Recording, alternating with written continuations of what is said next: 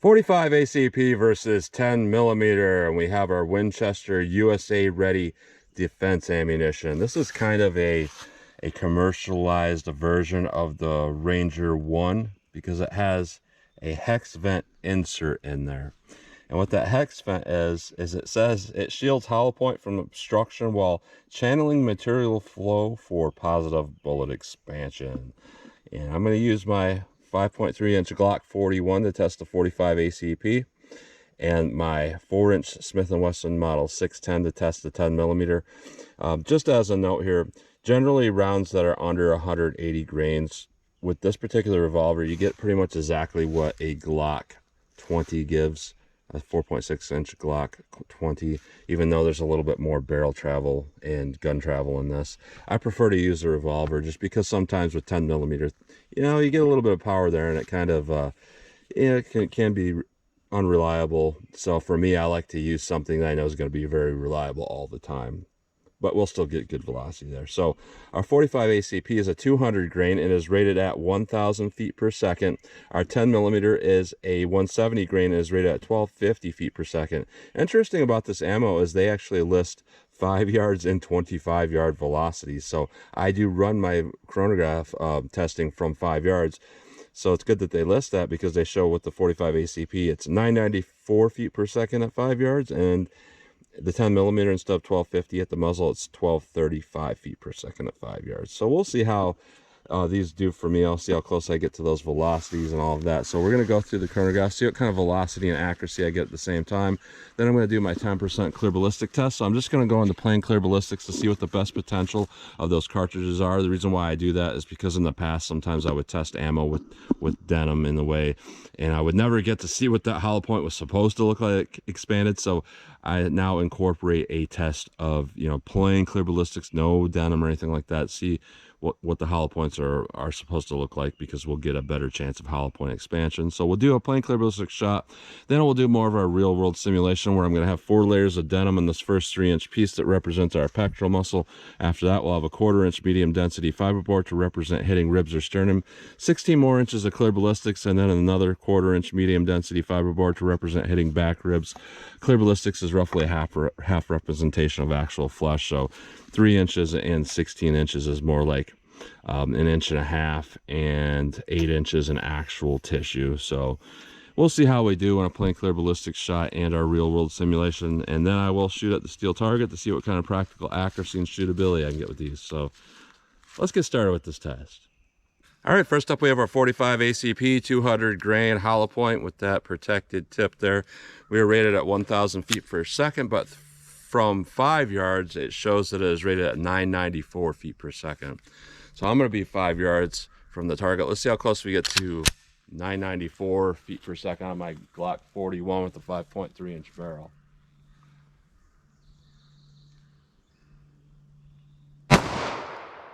$989, $990, $934, $952, $974. Very accurate, but definitely below that 994 feet per second that's rated at 5 yards from. Our 10 millimeter here, we are rated at 1250 feet per second. From 5 yards, it is rated at 1235 feet per second.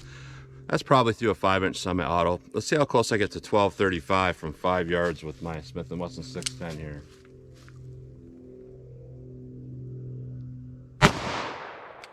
$1188, $1180, $1202, $1187, $1191, $1165. So definitely well below our rated velocity. That could have something to do with this particular revolver. But that being said, like I was saying, most rounds that I test in this will give at least what a Glock 20 will give. So that does seem kind of low, even being fired from this. So let's hit our ballistics gel block and see how these compare. All right, our first shot in the plain clear ballistics. I put the chronograph up just to see if we can get some impact velocities. may or may not read, but we'll see what we get with our 45 ACP. So let's see if we get into plain clear ballistics with our 45 ACP.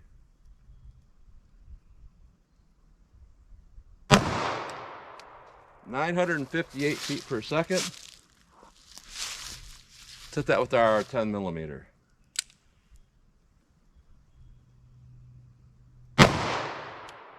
"1218 feet per second. Let's go take a look.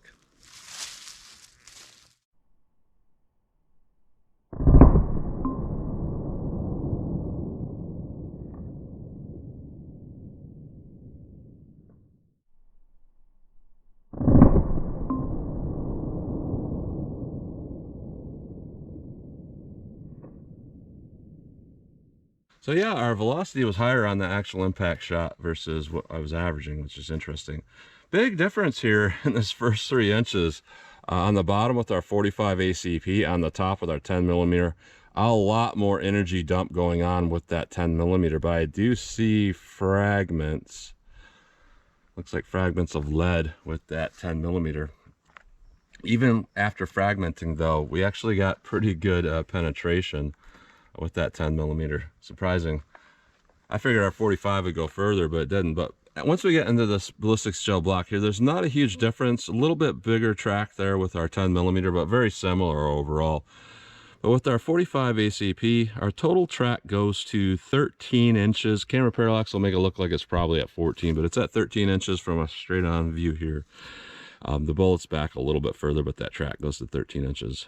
And our 10 millimeter goes to 15.5 inches of penetration. So yeah, a couple more inches, 2.5 inches more with our 10 millimeter and more damage. So in our plain clear ballistic shard, 10 millimeter did better.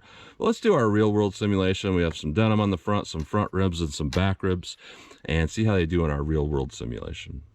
All right, our real world simulation: 4 layers of denim, 3 inches of clear ballistics, a 1/4 inch medium density fiberboard to represent hitting ribs or sternum, 16 more inches of clear ballistics, and then another 1/4 inch medium density fiberboard to represent back ribs. Generally, if I see them around go through those back rib simulation, I think that's kind of a lot of penetration, but I have absolutely no idea if these will reach the back rib simulation, but we'll see what we get. So 45 ACP real world simulation.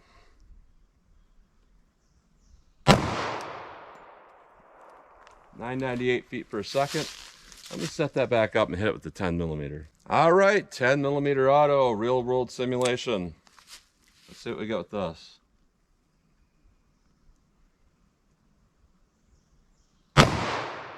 1217 feet per second. Let's go take a look.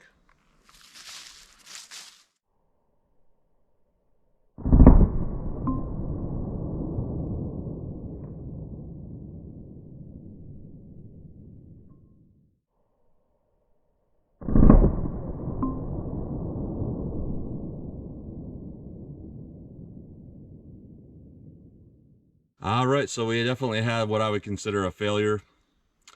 I'm not going to shoot this again because one failure is enough for me to call it that's a failure. We should not have seen that much penetration. That is a lot of over penetration. Right through 2 blocks with both of these rib simulations here. So our first one with our 45 ACP, that makes a lot of sense there, you know. And both of these are going through straight. I don't see any evidence that these are tumbling through right away. And we have a lot of tumbling damage though, right here. So it looks like right about here at the 7-inch mark, we started to tumble a little bit, and the bullet is backwards with the 45 as well. So that would kind of indicate some tumbling. Our 10 millimeter has more of a tear through. It looks like it's probably sort of expanding, but maybe not. We'll look at the back ribs and see if we have any evidence that that bullet hit with any more expansion going on. So back rib simulation. Interesting here. So our 45 impact is on the bottom and our 10 millimeter impact is on top. So what this is going to tell you is that bottom one, we don't see any expansion there. So that means this thing's tumbling through, and all that damage is caused from tumbling without expanding. And being a straight hole through there, that's going to tell you that this bullet was straight. You know, it was simply not expanding because of this real world simulation, it's not expanding at all. And we had no evidence of expanding up here in this first rib simulation either. So what that's going to tell you is that fabric alone has caused that bullet to fail for its expansion. So what we got here with our 45 ACP, we're at 21.5 inches of penetration, and we had it go through 2 rib simulations. So I'm going to say that that is a good chance that could pass through an attacker. Now, after it went through, it's not going to have a ton of energy there. It's probably not going to do a whole lot after going through an attacker. But this here with the 10 millimeter, you know, what we got going on for penetration is, you know, I have 35 inches of gel here along with 2 rib simulations, and 2 rib in the rib simulation equates to as much as 2 inches of gel penetration. So you could say, you know, 39 inches plus of gel penetration, but 35 inches as it is with 2 rib simulations, definitely extreme over penetration. So I'm not liking what I'm seeing, you know, and I hit this thing going over 1,200 feet per second. You know, it wasn't quite the rated velocity, but it was pretty close with the impact velocities I had here, because their 5 yards was listed at 1235. I hit on that last shot at 1217 feet per second. So we were close enough that that type of velocity we should not see failures with that type of velocity. So I'm going to say overall, this is not particularly good ammo. You know, it's not performing as advertised. So we'll pull out the bullets out of the block that we have in here. We'll take a close-up look at them. Then I'm going to shoot our steel, see what kind of practical accuracy and shootability I can get with these. All right, so here's a close-up look at these bullets going through plain gel. Here is our 45 ACP. Quite big expansion, petals peeled back. It's pretty impressive expansion. Our 10 millimeter is almost as big.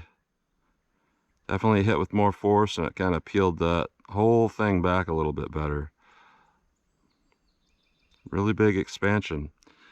Now going through our real world simulation, I did not catch that 10 millimeter, but I caught this 45 ACP, and here is that filter they put in there that's supposed to, you know, not allow denim or anything like that to get in there, so it can expand, and it looks like it did not do anything at all productive.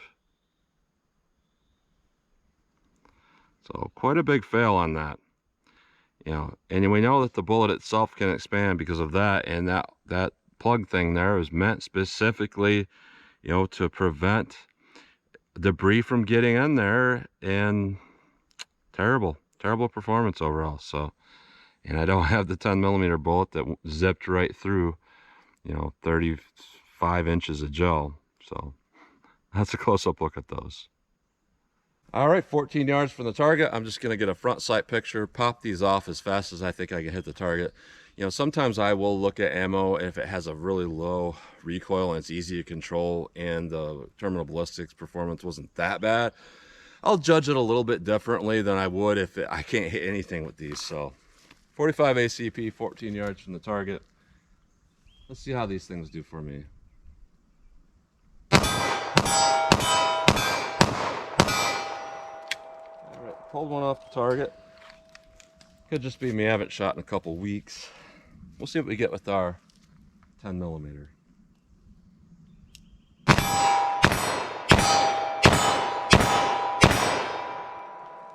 A little less recoil for me because I am using a heavy revolver. That is one of the other reasons why I like to use the 610, because, you know, recoil doesn't hurt my hand so much. So let's back it up and see how they continue to shoot from a little more distance. All right, 40 yards from the target. Let's see how I can do with our 45 ACP from 40 yards. Slow fire.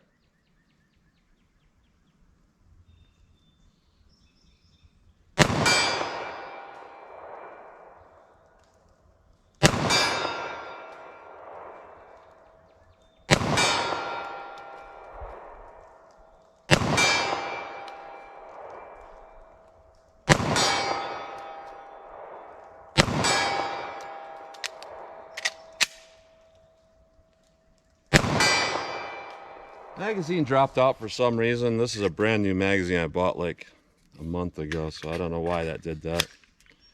Interesting. 10 millimeter. So I can do with this.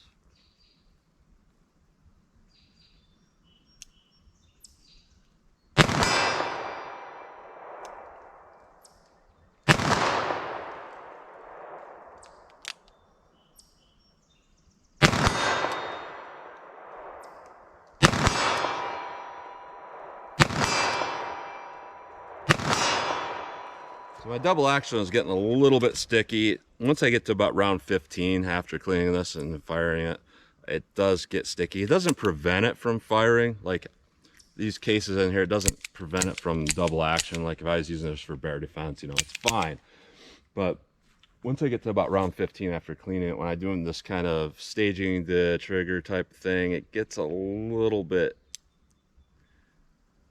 staggered there. It just doesn't want to go through super smooth, so that's why I missed one of those shots. But overall, looking at this ammo, I'm gonna first say what I know is coming. You shot that from a revolver and you lost all your power out the cylinder gap, and that's why. A couple things there with that. One, we had over 1,200 feet per second impact velocity.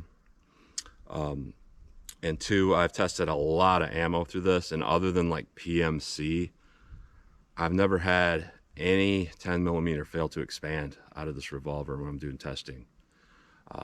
Nothing from Winchester Federal, all that. So this stands out as being like, what is going on with that?